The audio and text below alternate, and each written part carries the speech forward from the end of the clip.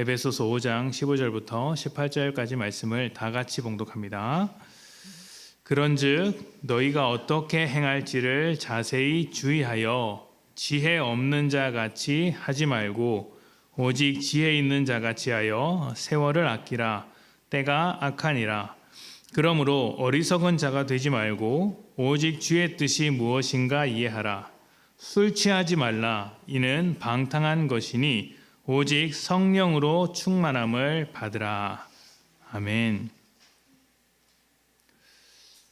지난 한 주 동안 저에게 여러 만남들이 있었고 여러 가지 일이 있었는데 그 중에서 술을 좀 마시는 분들과 식사를 한 일이 있었습니다. 식사를 하는 자리가 좀 있었습니다.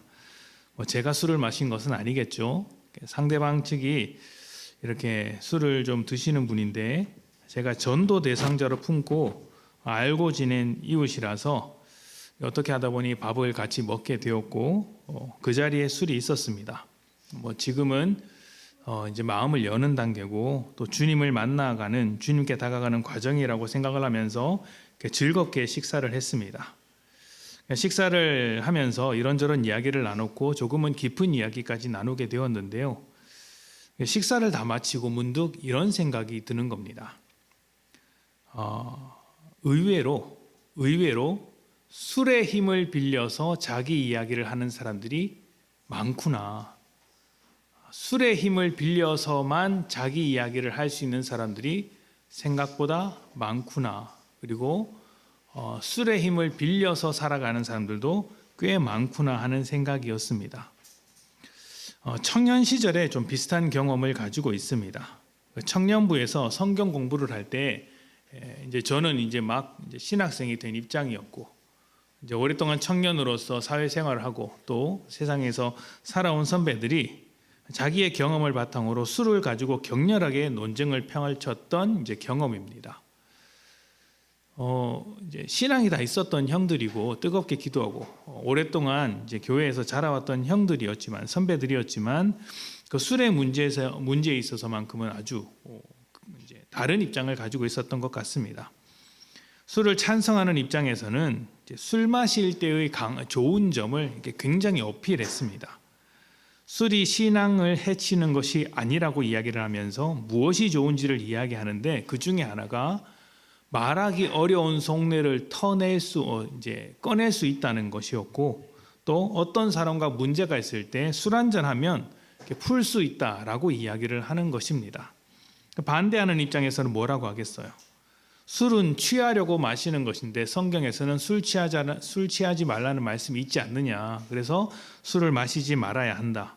그리고 술을 마셨다가 실수하기가 쉽다. 죄를 저지르기 너무 쉽다. 술 마시는 것 자체가 죄가 아니다고 말할 수는 있겠지만 술을 마시면 죄를 저지를 확률이 훨씬 더 커지지 않겠느냐라는 것이었습니다. 그런 모습들이 하나님께 영광이 되겠느냐. 교회 다닌다고 하면서 술 마시는 게 자랑스러운 일이냐. 그리고 술을 마시면서 인간관계에 쌓인 문제를 풀 수 있다라고 이야기했지만 사실 문제를 풀어내기보다 문제를 만드는 경우가 훨씬 더 많지 않느냐. 그러면서 술을 반대하는 입장이었습니다. 특히 술 때문에 깨지는 관계들이나 가정을 생각해 보라고 이제 강력하게 주장을 했죠. 양측의 주장 모두 팽팽했습니다. 우리가 욥기를 통해서 봤지 않습니까? 논쟁이 길어지고 주장이 굽혀지지 않으면 서로 험담이 나오게 되어 있습니다. 이제 청년부에서 벌어진 토론이었기 때문에 험담까지 나오진 않았지만 감정적으로는 좀 꽤 상했던 것으로 기억을 합니다. 왜 이해를 못하냐면서 서로가 서로를 이렇게 답답해하게 되었죠. 결론이 나지 않았습니다. 그래서 그분들이 지금 어떻게 살까요? 다 장로님이에요. 다 장로님이에요. 지금도 술을 마시고 계신지 모르겠지만 다 장로님이 되어서 신앙생활 잘하고 계십니다. 오늘은 이 술과 관련해서 이야기를 좀 해볼 텐데 이 술에 대한 이야기를 하고자 하는 것은 아닙니다. 그리고 오늘 본문에 비추어서 그 본문 안에 있는 내용을 말하기보다는 한 걸음 떨어져서 조금 다른 각도로서 한번 생각해 보는 시간을 가지려고 합니다. 그래서 어떤 결론을 내기보다는 이런 맥락을 가지고 있으니까 여러분이 한번 생각해 봐라 이런 관점으로 이야기를 해볼 것입니다. 그래서 술에 대한 이야기를 하고자 하는 것이 아니라 관계와 대화에 관해서 초점을 좀 맞춰서 이야기를 해보려고 합니다. 자, 그래도 술에 대한 이야기를 간단하게 하는 것이 좋겠죠. 자, 우리나라 교회가 술을 먹지 않게 된 것은 선교사님들이 처음 복음을 가지고 왔을 때 가르쳐 주었던 어떤 신앙적인 교훈 때문입니다.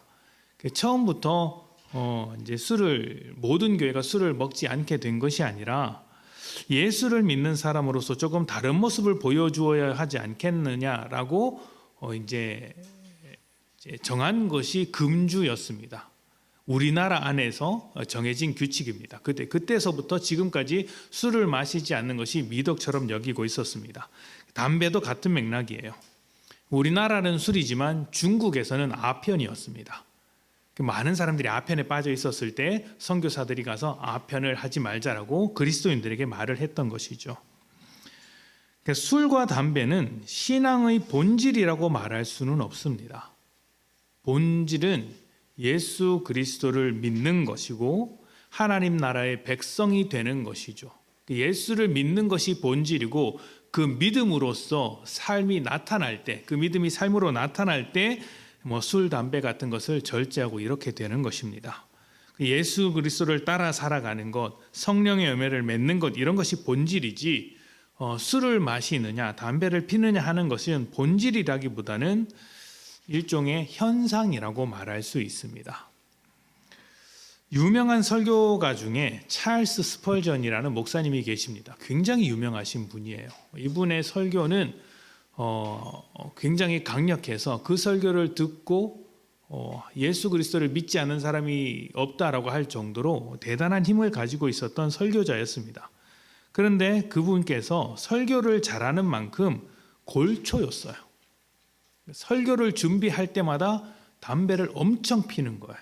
예배 전에 한 대 피고 설교 끝나고 예배 끝나면 한 대 피고 이럴 정도였습니다. 그래서 이분이 담배와 관련해서 굉장히 유명한 일화 두 가지가 있어요. 어느 날 한 집사님이 찾아와서 아니 목사님, 우리가 그래도 예수를 믿는 사람인데 이렇게 담배를 많이 펴서야 되겠습니까? 담배를 좀 적당히 피십시오. 그러자 목사님이 그러는 거예요. 제가 생각보다 그렇게 담배를 많이 피는 사람이 아닙니다. 이렇게 이야기를 하는 거죠. 담배를 안 핍니다는 아니고 생각보다 좀 적게 피는 사람입니다 라고 말하는 거예요. 아니 볼 때마다 담배를 피고 있는데 어떻게 담배를 안 핀다고 적게 피는 사람이라고 말할 수 있습니까? 이제 좀 그만 펴야 되지 않습니까? 라고 이야기를 하자 그 목사님이 뭐라고 했냐면 그래도 나는 한 번에 3개씩 피지는 않지 않느냐, 3개씩 입에 물고 담배 피지 않지는 않느냐, 한 번에 하나만 핀다, 그러니 나는 적게 피는 사람이다, 이렇게 말을 하는 거예요.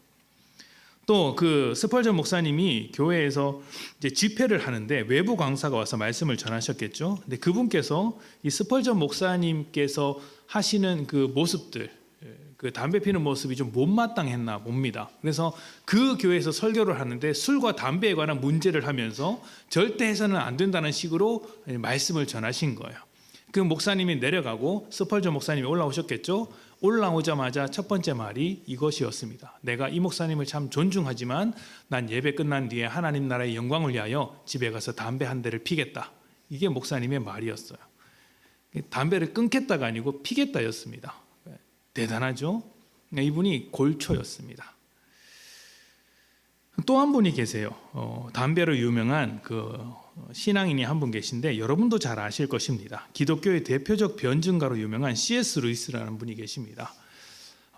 이제 기독교에 대해서 좀 알고자 하시는 분들이 책을 찾으면 가장 먼저 C.S. 루이스의 책을 찾습니다. 복음을 아주 쉽게 설명하기도 했고 또 기독교적인 세계관에 대해서 너무나도 잘 설명하신 분이에요. 굉장히 유명한 그리스도인이고 이분의 영향을 받는 신앙인 또 목회자들이 굉장히 많습니다. 근데 이분이 뭐라고 말했냐면 한 동이의 맥주와 파이프를 곁에 두면서 하나님에 관해서 이야기하는 건 내 인생 최고의 기쁨이다라고 이야기하는 거예요. 맥주 한잔 하면서 담배 한 모금 빨면서 하나님에 대한 이야기를 하는 게 인생 최고의 기쁨이라고 이야기를 하는 것입니다. 기독교를 대표할 만한 설교가 그리고 기독교를 대표할 만한 변증가가 이렇게 이야기를 했다고 하니 좀 우리 입장에서는 좀 낯설긴 한데 그렇다고 해서 이분들의 신앙을 우리가 술과 담배로만 판단할 수 있겠습니까? 쉽지 않은 일이죠. 술을 안 마시는 것이 좋고 안 마셔야 합니다. 마셔서 얻는 신앙의 유익보다 마시지 않아서 얻는 신앙의 유익이 비교할 수 없을 정도로 크기 때문이죠. 그러나 그렇다고 해서 술이 우리 신앙의 본질이라고 말할 수는 없는 것입니다. 다시 한번 말씀드립니다만 신앙의 본질이란 무엇일까요?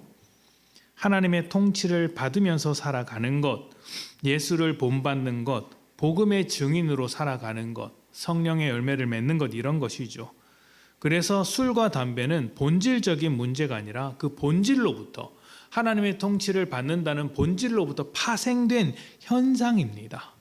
우리 무엇에 집중해야 돼요? 현상에 집중해야 되는 것이 아니라 본질에 집중해야죠. 본질이 바뀌면 현상은 따라오는 것이기 때문입니다. 그 본질이 제대로 갖추어져야 건강한 신앙을 할 수 있다는 것이죠.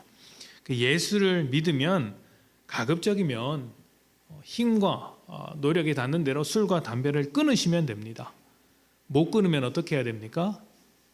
남들이 안 보는 곳에서 몰래 하시고 끊을 수 있도록 기도하십시오. 그리고 이제 신앙의 본질에 집중하시라는 이야기를 드리는 겁니다. 제가 자유를 선포했으니 여러분이 집에 가서 무엇 하실지는 여러분이 알아서 결정을 하시면 됩니다. 마트에서 제가 감시하고 있겠습니다. 자, 이제 본격적으로 이야기를 좀 해보도록 합시다. 사람들이 왜 술을 마실까요?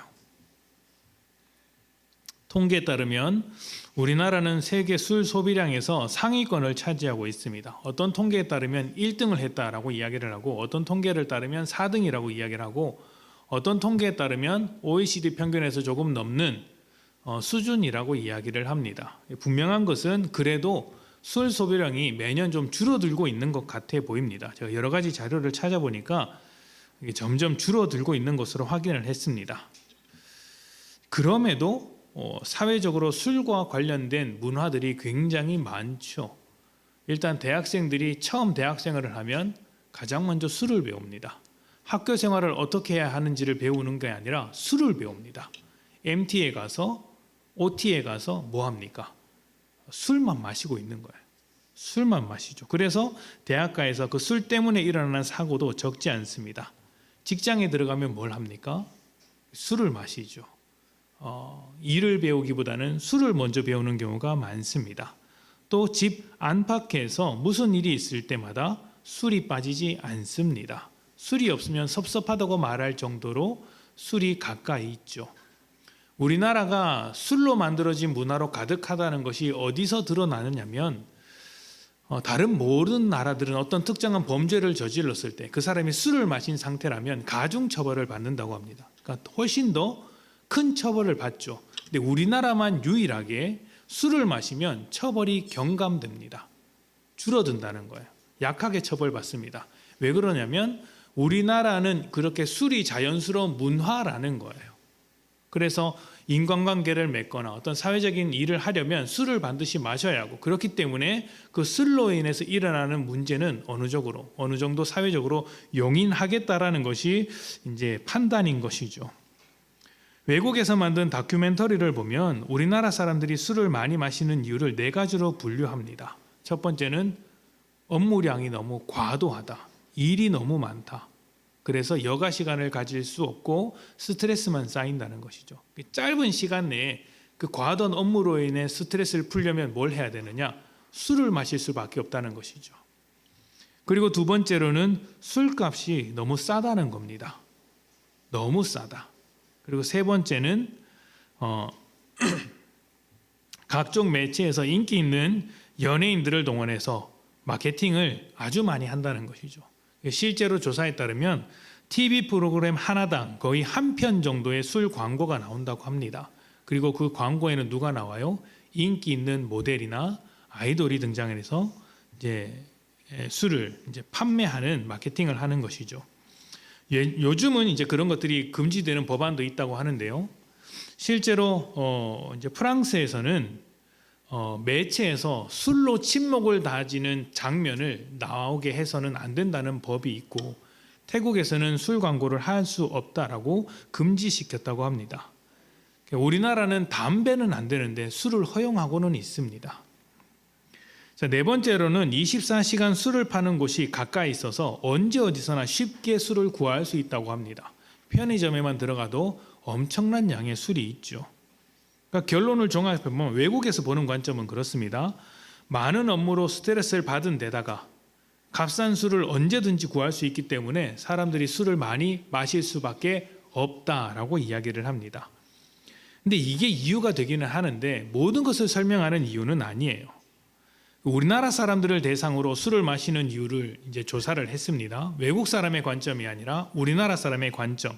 1순위가 무엇인지 아십니까? 사회생활을 하려면 술을 마실 수밖에 없답니다. 사회생활을 위해서는 어느 정도 술을 마실 줄 알아야 한다라고 대답을 했다고 합니다. 그리고 그 외 나머지 답변들도 대부분 관계적인 측면에서 술이 필요하다라고 이야기를 했습니다. 그러니까 술로 인간관계를 만드는 사회인 거예요. 그래서 그런지 모르겠지만 술을 잘 마시는 사람을 보면 대부분 저 사람 참 인간관계가 좋다, 인맥이 넓다라고 판단하는 경우가 많습니다. 반대로 술자리에 참석하지 않으면 어떻게 됩니까? 상종하기 어려운 사람, 뭔가 불편한 사람, 가까이 할 수 없는 사람으로 치부하는 경우도 많죠. 제가 처음에 청년부 그 토론 이야기를 했을 때 술의 장점을 속내를 털어놓을 수 있다, 또 어떤 관계 안에서 생긴 문제를 풀어낼 수 있다라고 말씀을 드렸는데 이것도 사실 따지고 보면 관계에 관한 것이죠. 술로 관계를 만든다는 것입니다. 그러니까 종합해 보면 이런 것입니다. 사람들이 술을 마시는 것은 일종의 유대감을 형성하기 위한 것이라고 할 수 있어요. 우리가 인사치레로 이렇게 말하지 않습니까? 야, 밥 한 끼 먹자, 술 한잔 하자 이렇게 말하지 않습니까? 밥은 좀 의례적인 이야기로 사용하게 된다면 술은 조금 더 친밀한 관계, 더 가까운 관계가 되자는 것이죠.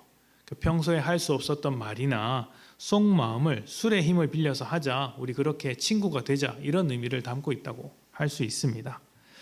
자, 여기서 생각해 보고자 하는 것은 이것이에요. 우리가 술에 대한 이야기를 이야기하고자 한 게 술에 대한 이야기를 하고자 하는 것이 아니라는 것을 말씀을 드렸죠. 그러니까 한번 생각해 보고자 하는 것은 이런 겁니다.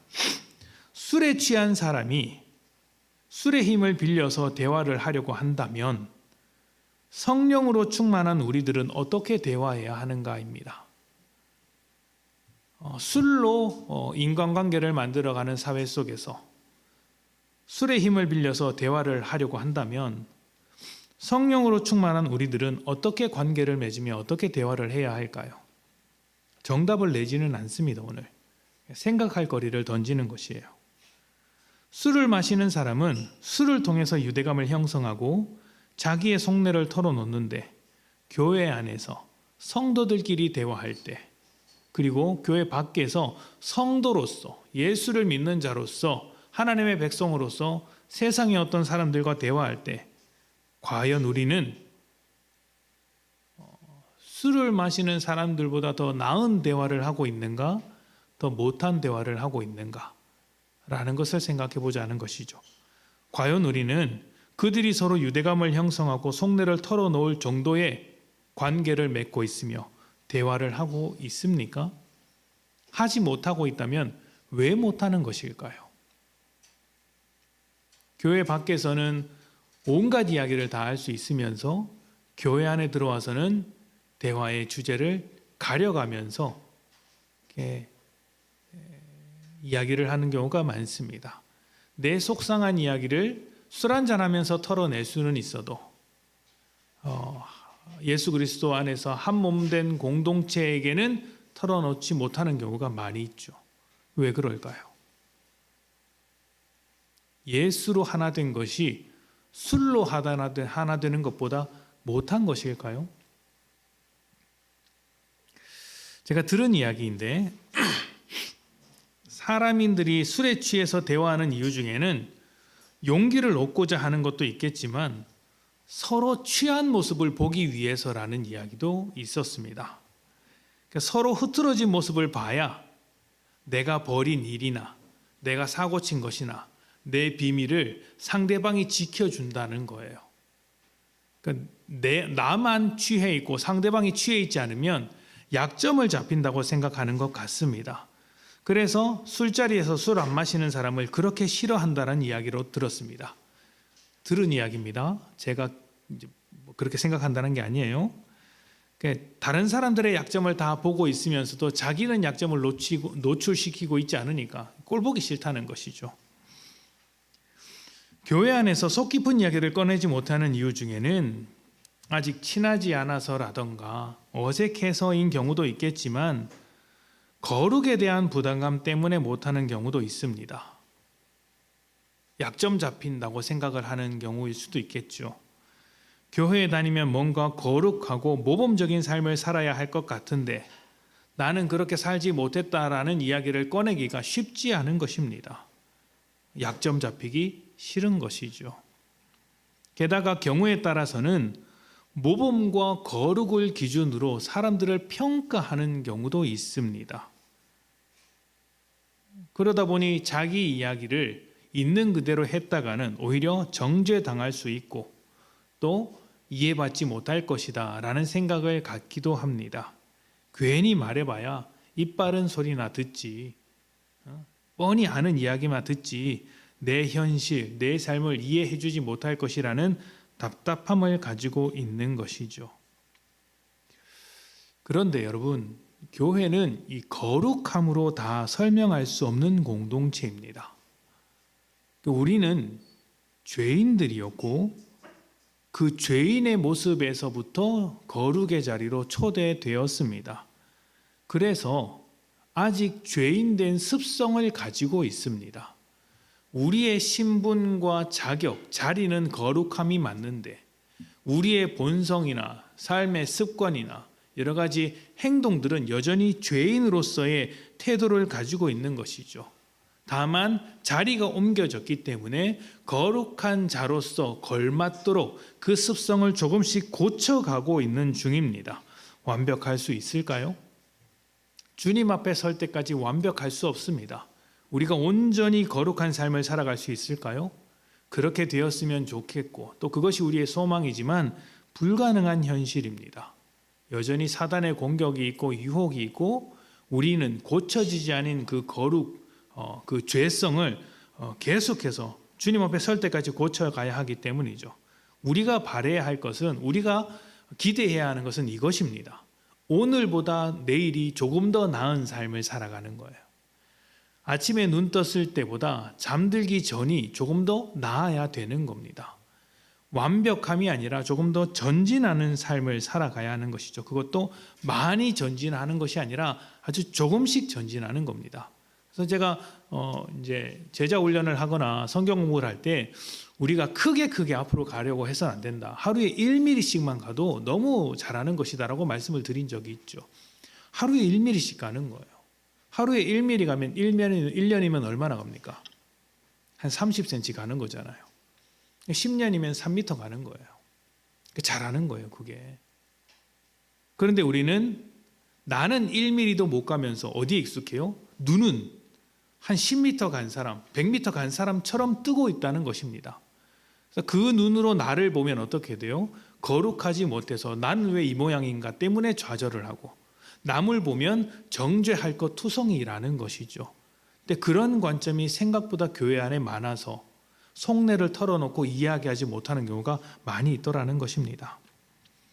그런데 우리가 여기서 중요한 점이 하나 있습니다. 믿음으로 전진할 때 우리는 우리의 실력으로 전진하지 않는다는 것입니다. 구원을 받은 것은 누구 덕분입니까? 주님 덕분이죠.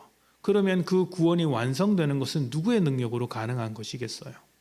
주님의 능력으로 가능해지는 것입니다. 우리는 하나님의 실력으로 완성되어 가는 존재들이지 우리의 실력으로 완성되어 가는 것이 아닙니다. 우리는 그저 하나님의 실력에 붙들려서 오늘을 살아가는 것입니다. 하나님은 어떻게 하시는 분이십니까? 우리의 부족함을 거룩함으로 만드실 실력이 있으신 분이고 하나님의 타임라인에 따라서 우리를 조금씩 우리의 자유 안에서 완성해 가시는 분이라는 것입니다. 그래서 우리의 부족함이 보일지라도 우리가 그것 때문에 좌절할 수 있습니까? 거룩이라는 관점으로 보면, 또 그 거룩이라는 관점을 가지고 우리의 실력으로 그 거룩을 완성해야 한다면 닿지 못할 곳이기 때문에 좌절할 수밖에 없어요. 그러나 그 완벽한 곳을 하나님께서 이끌고 가신다고 말하지 않습니까? 그래서 그 온전한 자리, 주님을 닮은 자리, 그 거룩한 자리가 우리에게 소망이 되는 것이죠. 우리에게 부족함이 보일지라도 흔들리지 않고 좌절하지 않을 수 있는 이유는 하나님의 실력이 우리를 끌고 가기 때문입니다. 낭망하거나 좌절할 필요도 없죠. 있는 그대로 내 모습을 인정하고 포장할 필요도 없습니다. 인정하고 그냥 하나님의 일하심을 기다리면 되는 것이죠. 따라가면 되는 것이죠. 교회 안에서 좋은 관계라는 것은 그냥 둘 사이가 좋은 관계, 성격이 잘 맞는 것, 이런 것을 넘어서는 것입니다. 서로 좋은 것도 좋겠죠. 그런데 서로 그냥 좋은 건요, 사회 나가서 만날 수 있습니다. 성격이 잘 맞는 친구들 얼마나 많습니까? 교회 안에서의 관계는 그냥 서로 좋은 관계가 아니에요. 영적인 관계여야 합니다. 영적인 관계. 쉽게 말하자면 그 둘 사이에 하나님이 있어서 서로를 통해 하나님의 일하심과 은혜를 배워가는 관계가 되어야 한다는 것입니다. 우리가 목장을 만들 때 참 많은 고민이 있었어요. 목장을 만들 때. 왜냐하면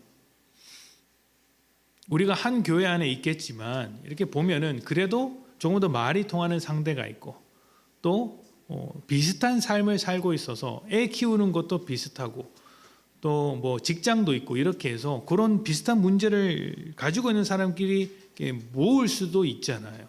또 비슷한 기도 제목을 가진 사람이 모을 수도 있고, 또 초신자들을 위해서 그들을 배려하는 마음으로 조금 더 이렇게 초신자들에게 쉽게 다가갈 수 있는 분들에게 묶어둘 수도 있습니다. 근데 그렇게 하지 않았어요. 왜냐하면 그렇게 하면 그냥 좋은 관계가 되기 때문이죠.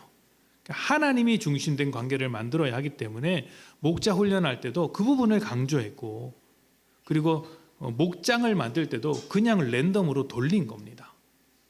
그냥 돌렸어요. 그 모임의 중심에 하나님이 계시기를 바라면서 목장을 만들었기 때문입니다. 그러니까 우리 교회 안에서의 모든 관계는 서로를 통해 하나님의 일하심을 배워가는 관계가 목적이에요. 그냥 좋은 관계가 아니라 그 중심에 하나님이 계신 영적인 관계가 되어야 한다는 것이죠. 자, 그런 관계가 되어야 한다면 나의 부족함은요, 나의 부족함과 모자람은 감추고 피해야 하는, 속여야 하는, 포장해야 하는 약점이 아니라 하나님을 배울 수 있는 가장 좋은 본보기가 될 수 있어요. 내 약점을 통해 일하시는 하나님을 드러낼 수 있지 않습니까? 그래서 교회 안에서 어떤 대화를 할 때, 관계를 맺을 때 나의 약점이나 부족함이 드러나는 것을 두려워할 필요도 없고 그것을 드러내는데 주저할 필요도 없습니다. 오히려 그것을 드러냈을 때 그것을 통해 일하시는 하나님을 소개할 수 있지 않겠습니까? 디모데전서 1장 15절부터 16절입니다.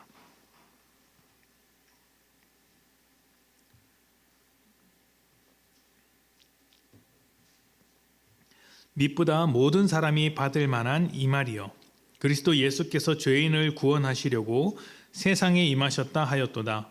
죄인 중에 내가 괴순이라.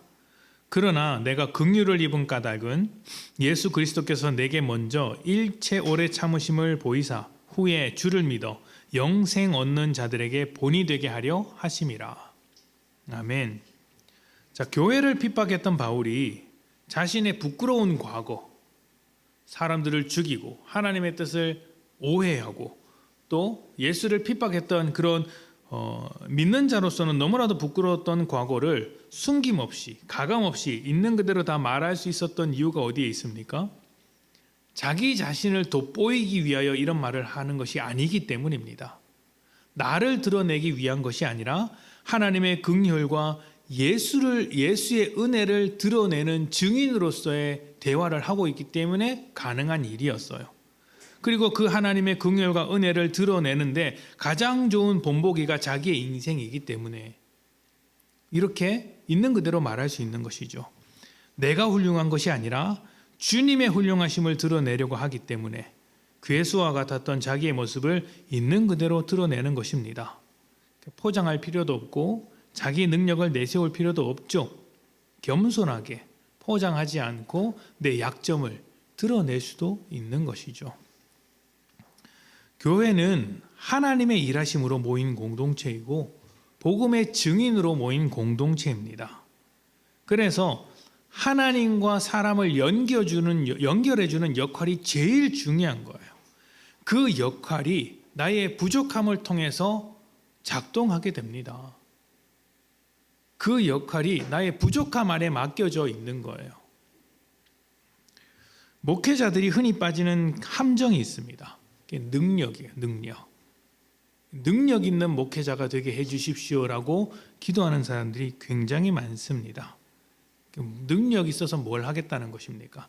능력 있는 목회자가 되어서 시대를 바꾸고 교회를 부흥시키겠다는 어떤 당찬 포부를 갖고 그런 기도를 하는 것이죠. 근데 그 능력이 무엇이겠어요? 그 능력이 무엇이겠어요? 설교를 잘하는 것이거나 사람들 앞에서 어떤 훈련을 잘 시키는 것이겠거나 아니면 교회 사역을 기가 막히게 기획하는 능력이겠거나 사람들을 불러서 어떻게 감동을 줄 수 있는 이런 능력을 말하는 것이겠죠. 이런 것들이 목회하는 데 도움이 되고 필요한 능력일 수도 있습니다. 그러나 그 능력이 필수 조건이냐 하면 그렇지 않습니다. 제가 예전에 개척을 처음 결정했을 때 한 목사님께서 이제 넌지시 이런 이야기를 하시는 거예요. 개척하는데도 재능이 필요하다. 이런 이야기를 하시는 거예요. 그러니까 무슨 재능이냐라고 이렇게 들어보니까 개척을 하면 사람들을 좀 불러 모으고 해야 되기 때문에 초반에 좀 으쌰으쌰하는 능력이 좀 필요하다. 사람들을 좀 휘어잡고 그러니까 밀고 나가고 이런 능력이 필요하다라고 이야기를 하시는 거예요. 그 이야기를 왜 저한테 하셨을까요? 저는 그런 능력이 없다라고 보셨기 때문이겠죠. 여러분도 보셔서 알지 않습니까? 제가 무슨 으쌰으쌰하는 능력이 있습니까? 와, 이거 없지 않습니까? 그냥 조용히 이렇게 잔잔히 흘러가지 않습니까? 그래서 제가 그 말을 듣고 저분이 나보고 개척을 하지 말라는 소린가 아니면 그런 재능을 가지도록 기도하라는 소린가 알 수 없었습니다. 근데 그분이 저를 그렇게 판단하고 있다는 것은 확실한 것처럼 보여요. 왜냐하면 개척하고 난 뒤에도 그런 이야기를 했거든요. 개척하고 나서도 이제 어떤 다른 목사님하고 대화하는 중에 제가 옆에 있는지 모르고 그런 이야기를 하고 있는 거예요. 전화로. 제가 다 들었습니다. 그러니까 저하고 같이 있었던 그 목사님 좀 민망하셨겠지만 그렇게 판단하셨다라는 것은 그분이 무슨 생각을 하셨다는 거예요. 제가 개척자로서 굉장히 힘든 과정을 겪을 것이다라는 예측을 했겠죠. 근데 그렇지 않았어요. 저는 그런 생각을 따랐다면 개척을 안 했겠죠. 근데 중요한 건 저의 능력이 아니라 하나님의 능력이고 설령 하나님의 능력을 안고 이제 개척을 했더라도 그것이 좋은 결과를 맺을 수도 있겠지만 좋지 못한 결과를 맺을지라도 하나님의 뜻이라면 순종해야 하는 게 이제 우리의 믿음 아니겠습니까? 우리의 재능을 따라 교회가 잘 되고 못 되고 개척을 하고 결정해야 한다면 그게 세상과 무슨 차이가 있겠습니까? 세상도 그런 이야기를 똑같이 하지 않습니까? 능력 위주로 목회를 하면 어디로 빠지는지 아십니까? 문제 해결로 빠집니다. 내가 이 문제를 해결할 수 있는 능력이 있느냐 없느냐, 교회를 부흥시킬 수 있는 능력이 있느냐 없느냐, 사람들의 어떤 상담을 잘해줄 수 있는 능력을 가지고 있느냐 없느냐. 그래서 여기에 빠지는 목사님들이 자꾸 능력을 키우기 위해서 이렇게 학위에 목을 맨다든가 세미나를 다니다든가 이렇게도 합니다. 누가 상담을 요청했는데 해결책을 제시하기에 바쁜 것이죠. 그러면요, 자칫 잘못하다간 목회자가 하나님이 되기 쉽습니다. 하나님께서 해결해 주시는 것이 아니라 목회자가 해결해 주는 것이죠. 그러면 목회자와의 관계는 좋아질 수 있습니다. 하나님과의 관계는 어떠한 영향도 받지 못해요. 가장 중요한 것은 문제 해결이 목적이 아니라는 것이고 그 문제를 통해 하나님과의 관계를 새롭게 만들어 주어야 한다라는 것입니다. 그것이 믿음 안에서 우리가 해야 할 역할인 거예요. 해결해 줄 수도 있겠죠. 그러나 더 중요한 것은 그 문제를 통하여서 그 과정을 통하여서 하나님과의 관계를 새롭게 만들어 가야 한다라는 것이죠. 그러면 여기는 목회자의 능력에 달린 것이 아니라 하나님의 능력에 달린 것이고 목회자가 해야 할 일은 또 성도들이 해야 할 일은 하나님과 연결시켜 주는 것.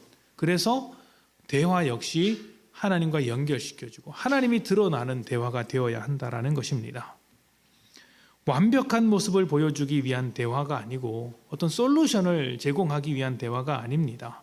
하나님께서 일하시는 대화가 되는 거예요. 그래서 얼마든지 하나님께서 일하시기 위한 어떤 재료로서 나의 약점을 드러낼 수가 있습니다. 동시에 하나님께서 일하실 상대방의 약점도 수용할 수 있는 것입니다. 저 사람이 저런 약점을 가지고 있구나. 그러면 우리는 어떤 마음을 가져야 합니까? 하나님께서 저 약점을 통해서 어떻게 일하실까? 이런 기대감을 가지고 있어야 합니다. 무엇보다 하나님의 일하심 속에 있는 사람은 자신의 약점을 부끄러움으로 여기지 않습니다. 실수와 실패를 통해 하나님을 알아갈 수 있기 때문이죠. 거룩하지 못한 인생일지라도 완벽하지 못한 인생일지라도 하나님의 일하심 안에 놓여 있으면 누구든지 품을 수 있고 또 어떤 인생이든지 감당할 수 있습니다. 내가 잘해서가 아니라 하나님께서 잘하실 것이기 때문입니다. 자, 이러한 관점에서 교회 안에서의 대화가 술 마시는 사람들의 대화보다 못해서야 되겠습니까? 교회 안에서 험담하는 게 말이 되겠습니까? 교회 안에서 품어줄 수 없는 대화가 존재할 수 있겠습니까? 그럴 수 없죠. 그 약점을 하나님께서 그 약함을 하나님께서 재료로 사용하시겠다는데 그 어떤 사람이라도 축복할 수 있죠. 우리는 성령에 속한 사람, 성령이 일하시는 사람들입니다. 나를 포장하기 위한 대화를 하는 것이 아니라 또 상대방의 어떤 솔루션을 제공하기 위해 가르치려는 대화가 아니라 하나님의 일하심을 드러내기 위한 대화가 되었으면 좋겠습니다. 하나님을 소개하는 대화. 그렇다고 직접적으로 복음을 전하라는 이야기가 아니에요. 그럴 수도 있겠죠. 필요할 수 있겠죠. 그러나 십자가의 은혜와 긍휼이 드러나는 대화가 되었으면 좋겠고 또 직접 복음을 전하는 것을 넘어서 복음이 대화의 태도가 되는 대화의 태도 안에 복음이 녹아져 있는 우리들이 되었으면 좋겠다라는 것입니다. 항상 제가 이 교회를 생각하면서 기대하는 것들이 있었어요. 목장 모임을 하면서 기대하는 것이 있었어요. 세상 사람들에게는 말할 수 없는 문제를 교회 안에서는 말할 수 있었으면 좋겠다. 술 한잔 하면서 꺼내놓는 이야기 보다 어려운 이야기를 목장 모임 가운데서는 이야기할 수 있었으면 좋겠다. 그리고 그것을 아무렇지 않게 덤덤하게 수용할 수 있었으면 좋겠다. 오히려 하나님께서 일하실 어떤 시간, 그 어떤 이제 사건이라고 생각을 하고 오히려 축복할 수 있었으면 좋겠다라는 것이 제가 기대하는 바였습니다. 저도 때로는 실수할 때가 참 많아요. 자꾸 해결로서 가는 것이죠. 그래서 능력으로 또 어떤 솔루션으로 가르치려고 들 때가 많습니다. 목회자의 위험이에요. 성도들도 마찬가지입니다. 성경을 아는 게 많거든요. 그게 아니라 받아주고 품어주는 대화를 하십시오. 우리를 통해서 하나님이 드러날 수 있도록 대화하는 것입니다. 그렇게 대화할 때에 세상보다 더 나은 대화, 그리고 세상이 풀 수 없는 문제마저도 교회 안에서 풀어낼 수 있는 그런 역사를 보지 않겠습니까? 오늘 이 말씀이 앞으로의 신앙생활에 한번 도전이 되고 질문이 되는 말씀이 되었으면 좋겠습니다. 대화로 복음을 전하는 것을 넘어 복음으로 대화의 태도를 만드는 귀한 성도님들이 되시기를 축복합니다. 우리 함께 기도하겠습니다.